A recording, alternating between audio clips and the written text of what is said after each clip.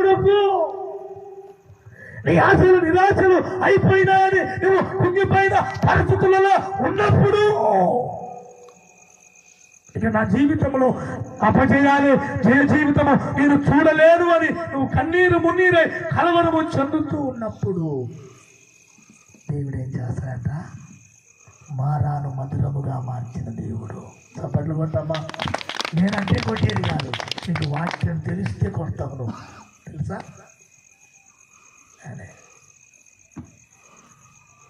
Pass గారు కొట్టమంటే కొట్టడం, వద్దంటే ఆగటం. నా మాట కట్టడం ఏంటంటే పాస్ గారు నంది అంటే నంది, పని అంటే పని లేదా ఎదురైతే జయం.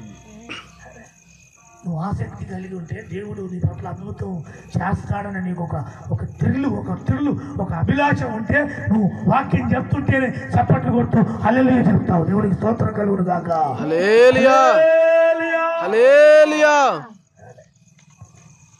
అదే ఉంటున్నారా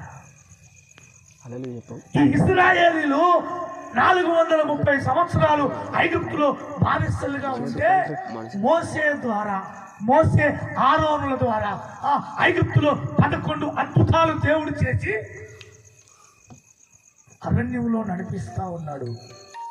6 లక్షల కాలబలగం వాళ్ళు ఎండి బంగారము చేతబట్టుకొని ఏమంటే వాళ్ళు చక్కగా వెళ్ళిపోతున్నారు. ఎక్కడికో తెలుసా?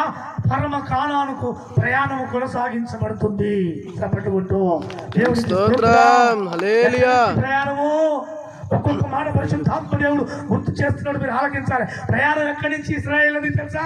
ఐగుప్తు నుంచి పాలు తేనెలు ప్రవహించే కానానుకు ఆ ఇశ్రాయేలీల ప్రయాణము. దేవునికి స్తోత్రం. మీకు ఏమర్థమైందో? దేవుని నామానికి మహిమ కలుగును గాక. ఆమేన్. తెలుసా? లోకములో నుండి శాపములో నుండి పాపములో నుండి ఏమండి ఆ భయంకరమైన పరిస్థితుల్లో నుండి పాలు తేనెలు ప్రవహించే అనగా ఒక ఆనందకరమైన ఆ పరమ దేశానికి వారి ప్రయాణం కొనసాగించబడుతుంది.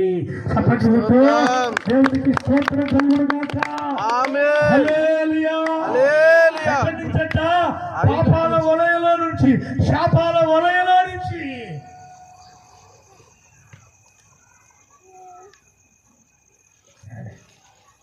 వీళ్ళు ఎక్కడ ప్రయాణం చేశారు తెలుసా? ఇశ్రాయేలీయులు అరణ్యములో ప్రయాణం చేశారు. అంటే 40 సంవత్సరాలు ప్రయాణం చేశారు. ఎన్ని సంవత్సరాలు? 40 సంవత్సరాలు. మాట ఎన్ని సంవత్సరాలు?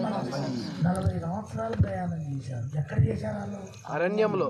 హెలికాప్టర్లనా, ఫ్లైట్లనా, బైకుల మీదనా? చెప్పండి. బస్సులలోనా? కాలి నడకలు. నేను మధ్యకాలంలో ఒక క్యాసెట్ గురించి నేను పేరు పెట్టుకున్నా, అరణ్య యాత్రలో ఆత్మీయ జీవితం.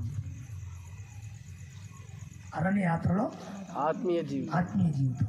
ఆ క్యాసెట్ పేరు నా పాటలు పాడితే, నేను పాటలు పాడి క్యాసెట్ చేస్తే ఆ పాటల పేరు అది పెట్టుకున్నా. దేవుడు నాకు బయలుపరిచాడు. కానీ ఇంతవరకు చేయలేదు. దేవుడికి స్తోత్రం కలుగు. అందులో ఫస్ట్ పాట ఏంటంటే బాధలలో ఉన్నానయ్యా, బాధపడుతున్నానయ్యా. సూట్ అయిందా? మంచిగా సూట్ అయిందా? అరణ్య యాత్రలో ఆత్మీయ జీవితం. ఎలా చెప్పనయ్యా అరణ్య యాత్రలో ఎలా చెప్పనయ్యా ఆత్మీయ జీవితం, నా బాధ. ఇప్పుడు ఇశ్రాయేలీల బాట పూల బాట కాదు. ఏ బాట? పూల బాట కాదు, ముళ్ళ బాట.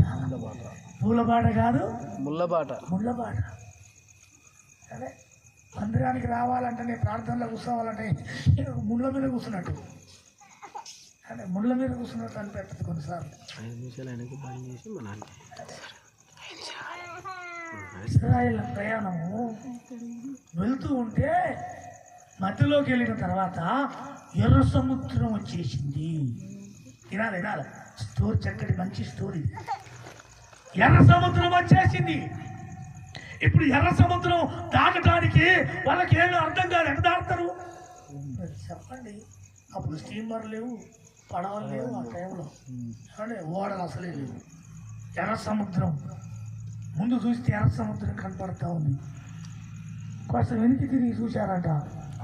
మరో ఉదయం